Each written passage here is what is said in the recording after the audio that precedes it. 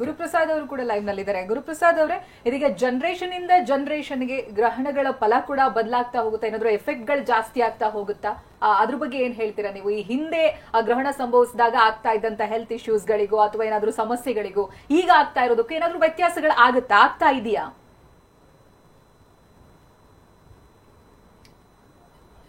ಕ್ಷಮಿಸಿ, ಧ್ವನಿ ಕೇಳಿಸ್ತಾ ಇಲ್ಲ ಗುರುಪ್ರಸಾದ್ ಅವರೇ. ಕ್ಷಮಿಸ್ಬೇಕು, ಮಾಡ್ಕೊಂಡಿದ್ದೆ.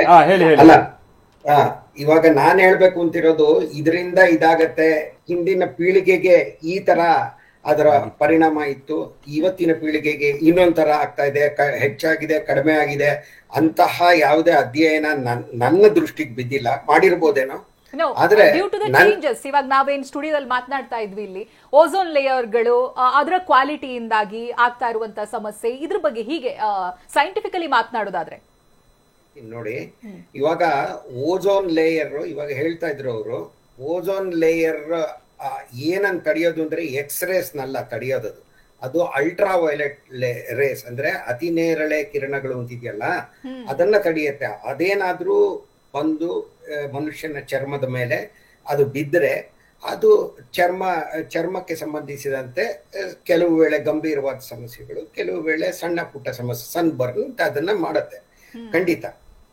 ಆದರೆ ಇದು ಗ್ರಹಣದ ವೇಳೆನಲ್ಲಿ ಹೆಚ್ಚಾಗತ್ತೆ, ಕಡಿಮೆ ಆಗತ್ತೆ ಅನ್ನೋದು ನನಗಂತೂ ನೋಡಿ, ಇವಾಗ ಸೂರ್ಯನನ್ನ ಚಂದ್ರಬಿಂಬ ಮರೆ ಮಾಡಿಬಿಡತ್ತೆ ಅಂದ್ರೆ, ಸೂರ್ಯನ ಬೆಳಕನ್ನು ಮರೆ ಮಾಡತ್ತೆ ಅಂದ್ರೆ, ಇತರ ಬಗೆಯ ವಿದ್ಯುತ್ ಕಾಂತೀಯ ತರಂಗಗಳು ನೋಡಿ. ಇದನ್ನ ನಾವು ಸ್ವಲ್ಪ ವಿವರವಾಗಿ ಹೇಳ್ಬೇಕು ನಾನು. ಸೂರ್ಯನಿಂದ ರೇಡಿಯೋ ತರಂಗಗಳು ಬರ್ತಾ ಇದೆ, ಅದು ಒಂದು ಬಗೆಯ ವಿದ್ಯುತ್ ಕಾಂತೀಯ ತರಂಗ. ಬೆಳಕು ಒಂದು ಬಗೆಯ ವಿದ್ಯುತ್ ಕಾಂತೀಯ ತರಂಗ. ಅತಿ ನೇರಳೆ ಕಿರಣಗಳು ಮತ್ತೊಂದು ಬಗೆಯವು. ಅವಕೆಂಪು ಕಿರಣಗಳು ಇನ್ಫ್ರಾರೆಡ್ ಮತ್ತೊಂದು, ಕ್ಷ ಕಿರಣಗಳು ಎಕ್ಸ್ರೇಸ್ ಮತ್ತೊಂದು, ಕೊನೆಯದಾಗಿ ಗಾಮಾ ಕಿರಣಗಳು. ಇವೆಲ್ಲ ಬಹುಮಟ್ಟಿಗೆ ಹೆಚ್ಚಿನ ಚೈತನ್ಯ ಹೊಂದಿರೋದು ಇನ್ಫ್ರಾರೆಡ್, ಆಮೇಲೆ ರೇಡಿಯೋ ಕಿರಣಗಳನ್ನು ಬಿಟ್ರೆ. ಹಾಗಾಗಿ ಏನು ಅವೆಲ್ಲ ತಲುಪಿದ್ರೆ ಭೂಮಿ ಮೇಲೆ ಮೊದಲನೇದಾಗಿ ನಾವು ಬದುಕ್ತಾನೆ ಇರ್ಲಿಲ್ಲ, ನಾವು ಇಲ್ಲಿ ಉಗಮ ಆಗಕ್ಕೆ ಆಗ್ತಾ ಇತ್ತಲ್ವ, ಅದು ಬೇರೆ ವಿಚಾರ. ಆದ್ರೆ ಇಂತಹ ಕಿರಣಗಳು ಹೆಚ್ಚಾಗತ್ತೆ, ಕಡಿಮೆ ಆಗತ್ತೆ, ಅದರಿಂದ ನಾವು ತಿನ್ನೋ ಪದಾರ್ಥಗಳಿಗೆ ತೊಂದರೆ ಆಗತ್ತೆ, ಅದ್ರ ಬಗ್ಗೆ ನನಗೆ ಅಷ್ಟಾಗಿ ಅರಿವಿಲ್ಲ. ಯಾಕಂದ್ರೆ ನಾನು ಈ ಬಗ್ಗೆ ಏನು ಮಾತಾಡಿರೋದು ಕೇಳಿಲ್ಲ. ಜೊತೆಗೆ ನನಗೆ ವೈಯಕ್ತಿಕವಾಗಿ ಇದು ಹೇಗೆ ಸಾಧ್ಯ ಅಂತ ಅನ್ಸುತ್ತೆ, ವೈಯಕ್ತಿಕವಾಗಿ ನಾನು ಮತ್ತೊಮ್ಮೆ ಹೇಳ್ತಾ ಇದ್ದೀನಿ. ಆಮೇಲೆ ಇನ್ನೊಂದು, ನಾವು ನೋಡಿ ಇದ್ರ ಬಗ್ಗೆನೇ ಹೆಚ್ಚು ಮಾತಾಡ್ತಾ ಇದೀವಿ, ಆದ್ರೆ ಈ ಗ್ರಹಣದ ಬಗ್ಗೆ ಒಂದ್ 2 ನಿಮಿಷ ಏನಾದ್ರು ಮಾತಾಡೋಣ ಅನ್ಸುತ್ತೆ. ಹೇಳಿ ಸರ್, ಹೇಳಿ. ಇವತ್ತು ಆಮೇಲೆ ಮತ್ತೊಬ್ರು ಯಾರೋ ಹೇಳಿದ್ರಿ, ಇವಾಗ ಚಂದ್ರ ಭರತ ಇಳಿತ ಅಂದ್ರೆ ಟೈಡ್ಸ್ ಅಂತ ಹೇಳ್ತೀವಲ್ಲ, ಅದಕ್ಕೆ ಸಂಬಂಧಪಟ್ಟಂತೆ ಚಂದ್ರನಿಂದಾನೇ ಅದಾಗತ್ತೆ ಬಹುಮಟ್ಟಿಗೆ ಅಂತ ಹೇಳ್ತಾರೆ. ಖಂಡಿತ ಚಂದ್ರನಿಂದಾನೇ ಬಹುಮಟ್ಟಿಗೆ ಭರತ ಇಳಿತ ಅಂತ ಆಗೋದು, ಟೈಡ್ಸ್.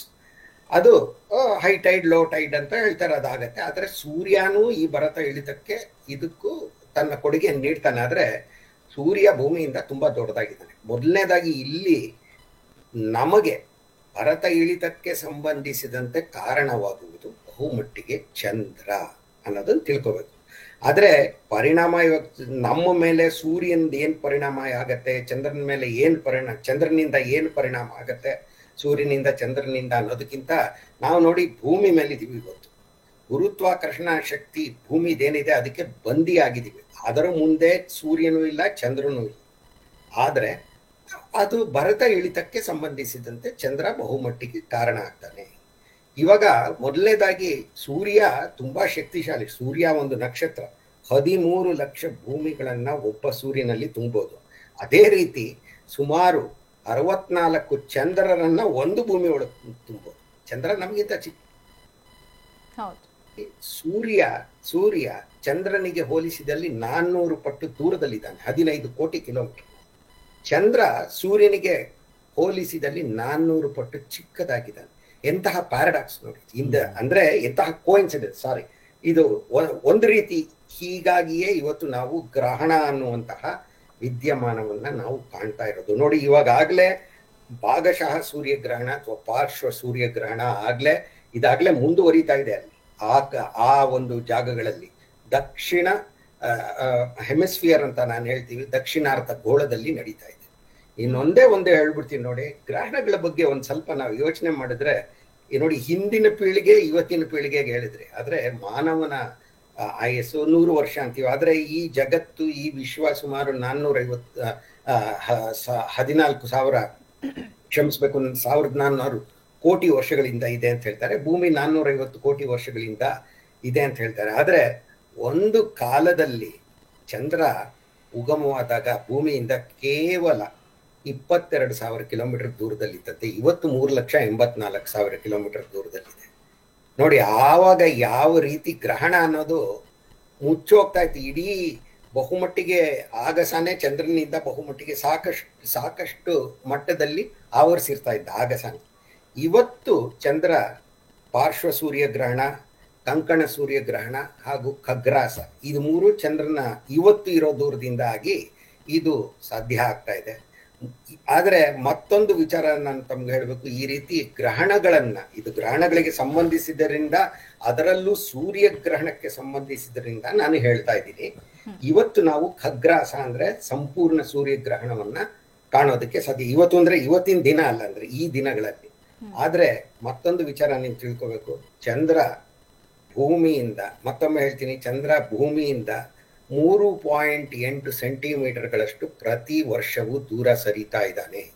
ಇದೇನು ನಾನು ಎಲ್ಲಿಂದಾನು ಕೇಳ್ಕೊಂಬಂದು ಹೇಳಿಲ್ಲ. ಲೇಸರ್ ಉಪಕರಣ ಇದೆ ಚಂದ್ರನ ಮೇಲೆ.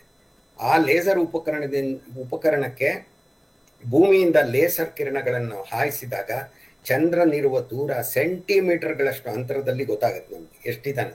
ಹೀಗಾಗಿ ಲೆಕ್ಕ ಹಾಕಿದ್ದಾರೆ, ಪ್ರತಿ ವರ್ಷ 3.8 ಸೆಂಟಿಮೀಟರ್ ದೂರ ಸರಿತಾ ಇದ್ದಾನೆ ಚಂದ್ರ. ಹೀಗೆ ಆದಲ್ಲಿ ಸುಮಾರು 60 ಕೋಟಿ ವರ್ಷಗಳಾದ ಮೇಲೆ, ಸುಮಾರು ಇಲ್ಲಿ ಅದೇ ಸರಿ ಅಂತ ಹೇಳ್ತಾ ಇಲ್ಲ, ಸುಮಾರು 60 ಕೋಟಿ ವರ್ಷಗಳಾದ ಮೇಲೆ ನಾವು ಖಗ್ರಾಸ ಅಥವಾ ಸಂಪೂರ್ಣ ಸೂರ್ಯಗ್ರಹಣವನ್ನ ಕಾಣೋದಕ್ಕೆ ಸಾಧ್ಯನೇ ಆಗಲ್ಲ. ಅಬ್ಬಬ್ಬ ಅಂದ್ರೆ ಕಂಕಣ ಗ್ರಹಣವನ್ನ ಕಾಣಬಹುದು. ಮಾನವರು 660 ಕೋಟಿ ವರ್ಷಗಳಾದ್ಮೇಲೆ ಮಾನವರಿಂದ ಜನಿತವಾದ ಬೇರೆ ಜೀವಿಗಳು, ಇನ್ನೂ ಹೆಚ್ಚಿನ ಬುದ್ಧಿಜೀವಿಗಳು ಇರ್ತಾರೋ ಏನೋ ನನಗೆ ಗೊತ್ತಿಲ್ಲ. ಆದ್ರೆ ಇದೆಲ್ಲ ಊಹಾಪೋಹ, ಸ್ಪೆಕ್ಯುಲೇಷನ್ ಅಂತ ಹೇಳ್ಬೋದು. ಆದ್ರೆ ನೋಡಿ, ಇವತ್ತು ನಮಗೆ ಜಗತ್ತು ಇಂತಹ ಒಂದು ಅದ್ಭುತವಾದ ವಿದ್ಯಮಾನವನ್ನ ಕಾಣುವಂತಹ ಅವಕಾಶವನ್ನ ಕಲ್ಪಿಸಿದೆ. ಅದರಿಂದ ನಾವು ಹೆಚ್ಚು ಹೆಚ್ಚು ತಿಳಿದುಕೊಂಡು ವೈಜ್ಞಾನಿಕವಾಗಿ ಮುಂದುವರೆದು ಅದು ನಮ್ಮೆಲ್ಲರ ಒಳಿತಿಗಾಗಿ ಬಳಸಿಕೊಳ್ಳೋಣ ಅನ್ನೋದು ನನ್ನ ಒಂದು ಅನಿಸಿಕೆ. ರೈಟ್, ಫೇರ್ ಪಾಯಿಂಟ್ ಗುರುಪ್ರಸಾದ್ ಅವರೇ. ನವೀನ್ ಅವರೇ, ಇವಾಗ ಚಂದ್ರನ ಬಗ್ಗೆ ಅಧ್ಯಯನ ಮಾತ್ರ ಅಲ್ಲ, ಸೂರ್ಯನವರೆಗೂ ತಲುಪಾಯಿತು, ಸೂರ್ಯನ ಅಧ್ಯಯನಗಳಾಗ್ತಾ ಇದೆ. ಸೊ ಈ ರೀತಿಯಾದಂತಹ ಕೆಲವೊಂದು ವಿಶೇಷವಾದಂತ ದಿನಗಳಿರುತ್ತಲ್ಲ, ಇದು ಅಧ್ಯಯನಕ್ಕೆ ಹೇಗೆ ಬಳಕೆ ಮಾಡ್ಕೊಳ್ತಾರೆ ಸೈಂಟಿಸ್ಟ್ಗಳು ಅಂತ? ಈಗ ಟೆಕ್ನಾಲಜಿ ಬಂದಿರೋದ್ರಿಂದ ನಮಗೆ ಸೂರ್ಯಗ್ರಹಣ ಆಗೋ ತನಕ ಕಾಯ್ಬೇಕು ಅಂತ ಇಲ್ಲ.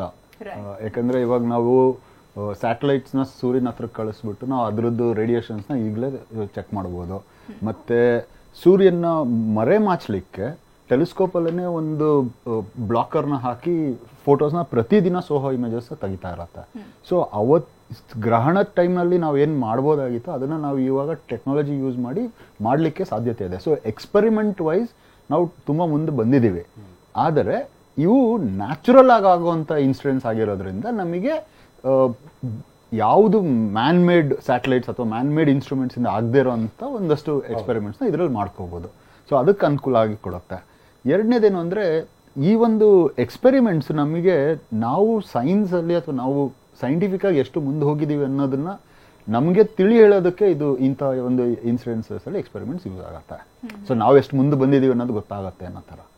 ಆಮೇಲೆ ಈ ಗ್ರಹಣದ್ದು ಏನು ನಾವು ನೋಡ್ತಾ ಇದ್ದೀವಲ್ಲ, ಇದರಲ್ಲಿ ಆರ್ಬಿಟಲ್ ಪೀರಿಯಡ್ಸ್ ಅಥವಾ ಆರ್ಬಿಟ್ಸ್ ಆಫ್ ಆಬ್ಜೆಕ್ಟ್ಸ್ ಇರುತ್ತೆ. ಇವಾಗ ಚಂದ್ರಂದಾಗ್ಬೋದು ಅಥವಾ ಸೂರ್ಯಂದಾಗ್ಬೋದು, ಅದು ಆಕಾಶದಲ್ಲಿ ತನ್ನ ಪಥದಲ್ಲಿ ಎಲ್ಲಿದೆ, ಹೇಗೆ ಚಲಿಸುತ್ತೆ ಅನ್ನೋದ್ರ ಬಗ್ಗೆ ನಾವು ಕಲಿಬೋದು.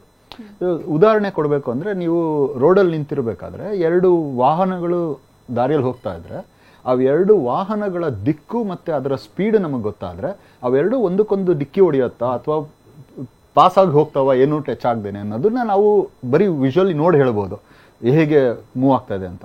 ಅದೇ ರೀತಿ ಸೂರ್ಯ ಮತ್ತು ಚಂದ್ರರ ಒಂದು ಚಲನವಲನಗಳನ್ನು ನೋಡಿದಾಗ ನಮಗೆ ಅವುಗಳ ಒಂದು ದಿಕ್ಕು ಮತ್ತು ಅವುಗಳ ಪಥವನ್ನು ಏನಂತಾರೆ ಫೈನ್ ಟ್ಯೂನ್ ಮಾಡಲಿಕ್ಕೆ ಅನುಕೂಲ ಆಗತ್ತೆ.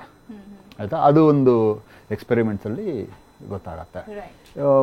ಆಮೇಲೆ ತುಂಬ ನಾವು ಸೈನ್ಸಲ್ಲಿ ಮುಂದೆ ಬಂದ ಹಾಗೆ ಇದೇನಾಗತ್ತೆ, ಮುಂದಿನ ಪೀಳಿಗೆಗೂ ಅಷ್ಟೇ ನಾವು ಈ ಥರದ ಎಕ್ಸ್ಪೆರಿಮೆಂಟ್ಸ್ನ ಮಾಡಿ ನಾವು ಮುಂದೆ ಬರಬೇಕು. ಯಾವುದೇ ಒಂದು ಸೈನ್ಸಿಫಿಕ್ ಎಕ್ಸ್ಪೆರಿಮೆಂಟ್ಸಿಗೆ.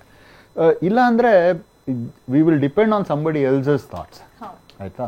ಅದನ್ನು ಸೆಲ್ಫ್ ಎಕ್ಸ್ಪೆರಿಮೆಂಟ್ಸಿಗೆ ಯೂಸ್ ಮಾಡ್ಕೊಳ್ಳೋಂಥದ್ದು ಸಿಚುವೇಶನ್ಸ್, ಅದು ಹೇಳ್ತೇನೆ. ರೈಟ್.